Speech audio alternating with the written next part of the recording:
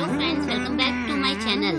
आज मैं आपके लिए एक नए कोरियन ड्रामा की एक्सप्लेनेशन लेकर आई हूँ, जो स्टोरी एक ब्यूटीफुल गर्ल और उसके पीछे पड़े 4 हैंडसम बॉयज की है। तो चलिए कहानी की शुरुआत करते हैं। कहानी शुरू होती है जूहा से, जो हाथ में खाने का बन लेकर जा रही होती है। तभी वो सामने से आते एक लड़के से टकराती है और उसका बन नीचे गिर जाता है। वो गुस्से में उस लड़के पर चिल्लाती है, लेकिन जब वो देखती है कि वो लड़का बहुत हैंडसम है, तो उसे लगता है कि जैसे उसका दिल बाहर निकलकर आ गया है। वो लड़का जूहा को सॉरी कहता है। जूहा हंसते हुए कहती है, कोई बात नहीं, ऐसा कभी कभी हो जाता है। वो लड़का लेट हो रहा होता है तो वो चला जाता है और उसे जाता देखकर जूहा का दिल टूट जाता है।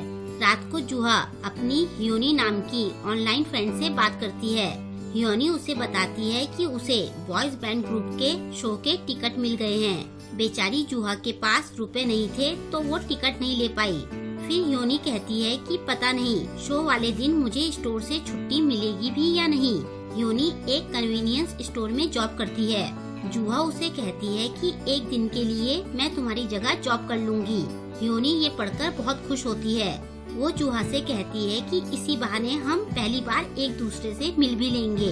फिर हियोनी उसे अपने स्टोर का एड्रेस भेज देती है। नेक्स्ट डे जूहा हियोनी के बताए एड्रेस पर पहुंचती है। वो अंदर देखती है तो उसे वहाँ एक लड़का दिखता है। जूहा को देखकर वो लड़का बाहर आता है और पूछता है कि क्या तुम जूहा हो। ये सुनकर जूहा हैरान होकर पूछती है कि क्या तुम हियोनी हो। उस लड़के की हाँ सुनकर जूहा को झटका लगता है। वो पूछती है, लेकिन हियोनी तो लड़कियों जैसा नाम है। वो बताता है कि मेरा नाम किम डोंग ह्यून है, तो मैंने डोंग ह्यून को शॉर्टकट में हियोनी कर दिया था। ये सुनकर जूहा को हंसी आ जाती है। उस लड़के को ध्यान से देखकर जूहा को याद आता है कि ये तो वही लड़का है जिससे मैं टकराई थी। डोंग ह्यून भी उसे पहचान जाता है। बाद में जब वो स्टोर में काम करने लगती है तो जूहा को अपने सामने एक क्यूट सा लड़का दिखता है जो उसे देख रहा होता है। इस लड़के का नाम जे ह्यून है। जूहा उससे पूछती है कि तुम्हें क्या चाहिए, तो वो लड़का अपना फोन निकालकर उसे देता है। जूहा सोचती है कि क्या ये मेरा नंबर मांग रहा है।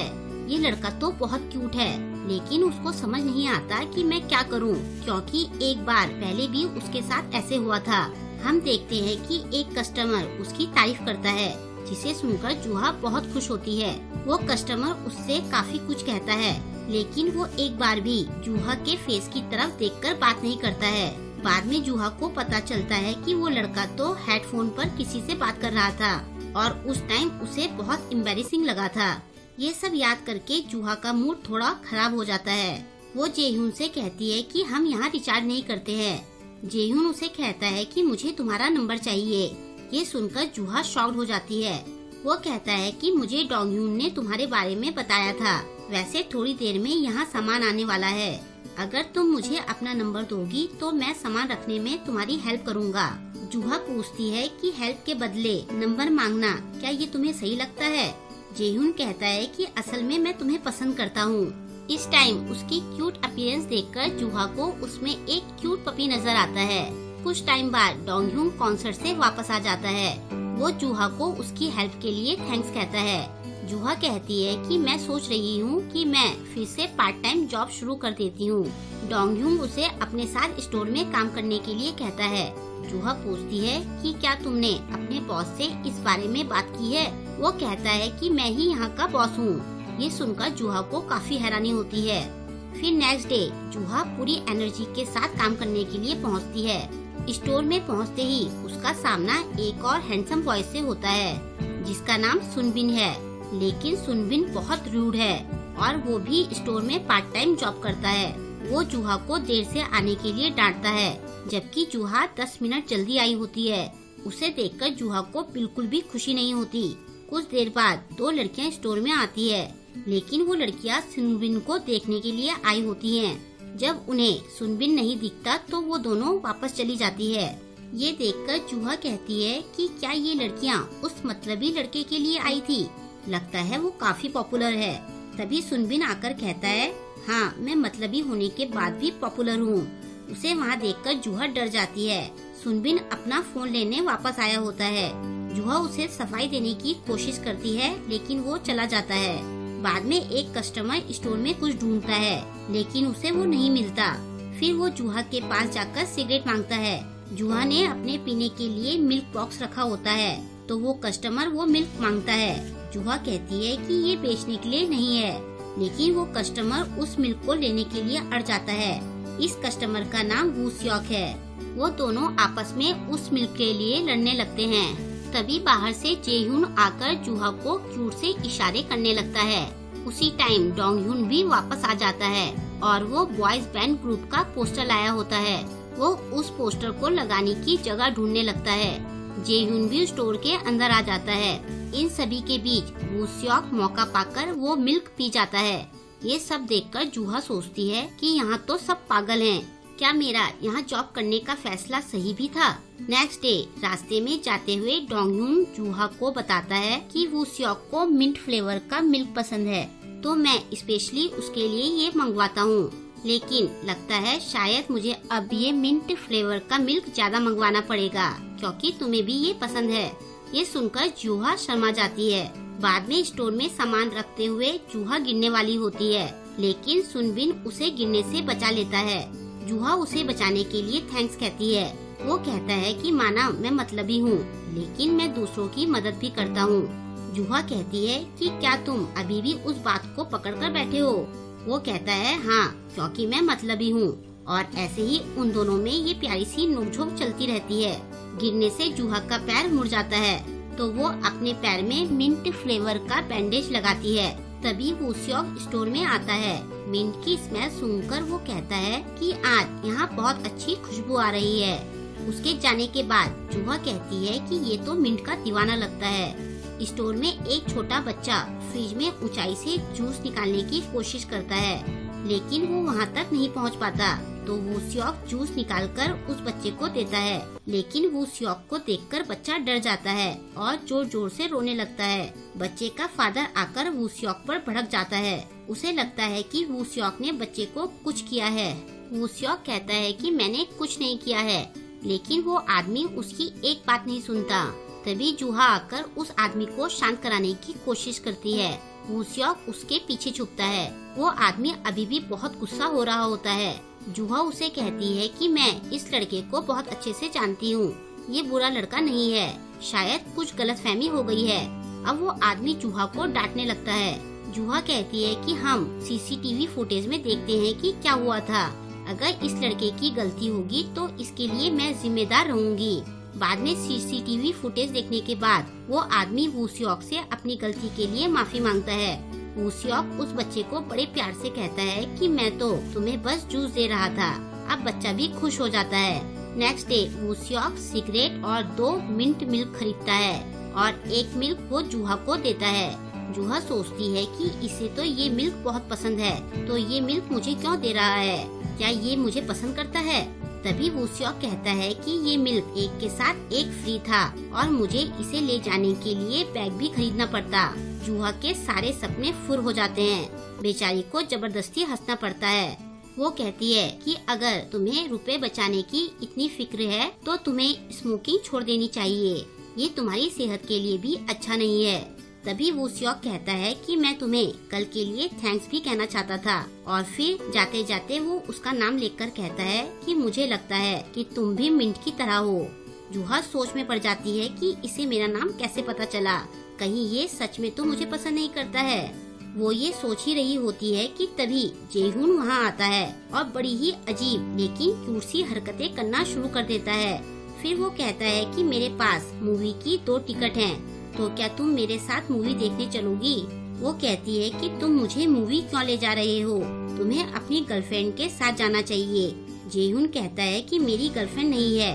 फिर वो कहता है कि हम सैटरडे को मूवी चलेंगे, भूलना मत। और जूहा का जवाब सुने बिना ही वो चला जाता है। जूहा पीछे से उसे बस बुलाती रह जाती है। नेक्स्ट डे वू स्योक स्टोर में आता है तो जूहा उसे उसकी फेवरेट ब्रांड की सिगरेट देती है। वो कहता है कि मुझे सिगरेट नहीं लेनी है। ये देखकर जूहा पूछती है कि क्या तुमने सिगरेट छोड़ दी है?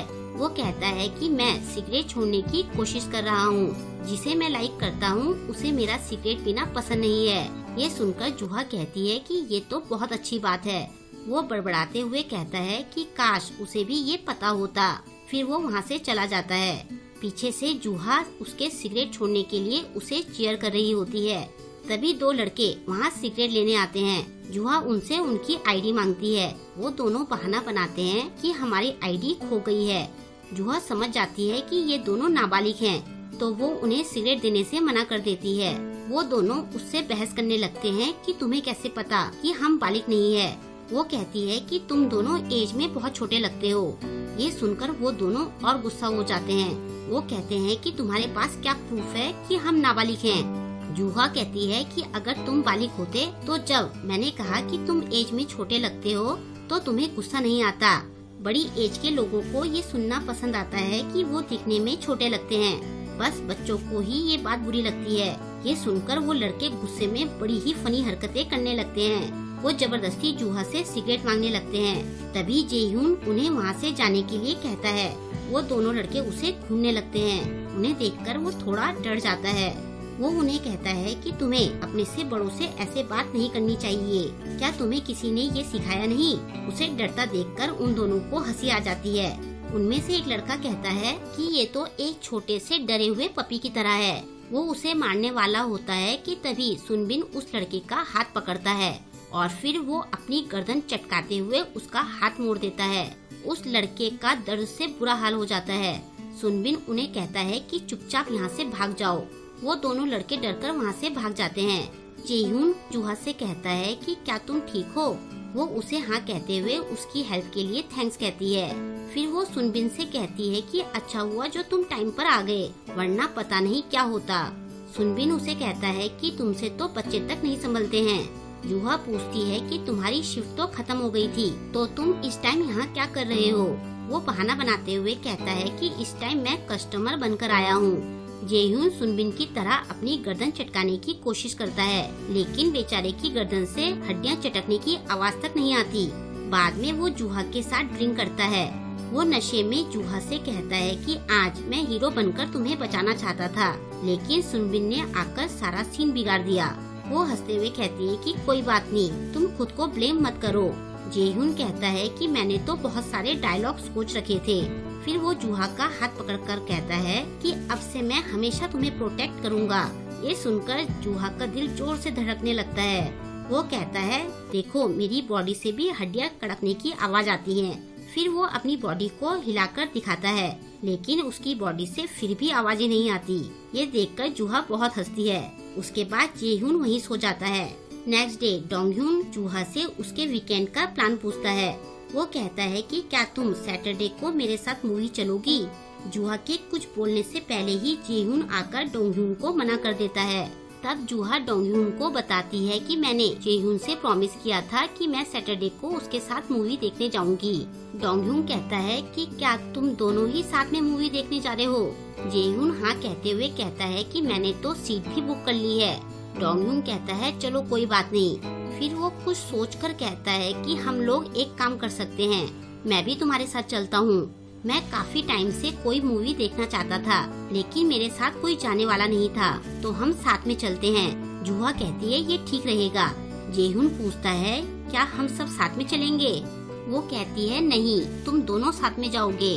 दोनों लड़के चौंक कर एक दूसरे को देखते हैं। जूहा कहती है कि मुझे इस हफ्ते कॉलेज का असाइनमेंट पूरा करना था और मुझे पूरा हफ्ता इसमें लग जाएगा। जेह्यून कहता है कि तुमने मुझे पहले क्यों नहीं बताया? वो कहती है कि तुम मूवी जाने को लेकर बहुत एक्साइटेड थे, लेकिन अब डोंगह्यून भी मूवी देखना चाहता है, तो तुम्हें अब अकेले मूवी नहीं देखनी पड़ेगी, तुम दोनों साथ में चले जाना। ये सुनकर दोनों बॉयज का मूड ऑफ हो जाता है। सैटरडे को दोनों बॉयज स्टोर में बैठकर पॉपकॉर्न खाते हुए मूवी देखते हैं। एक रोमांटिक सीन देखते हुए दोनों के हाथ पॉपकॉर्न उठाते हुए टकरा जाते हैं और दोनों का मूड फिर से ऑफ हो जाता है। दोनों ही ये सोचते हैं कि ये सीन तो हमारा जूहा के साथ होना चाहिए था। और यहीं पर इस क्यूट सी स्टोरी का फर्स्ट पार्ट एंड हो जाता है।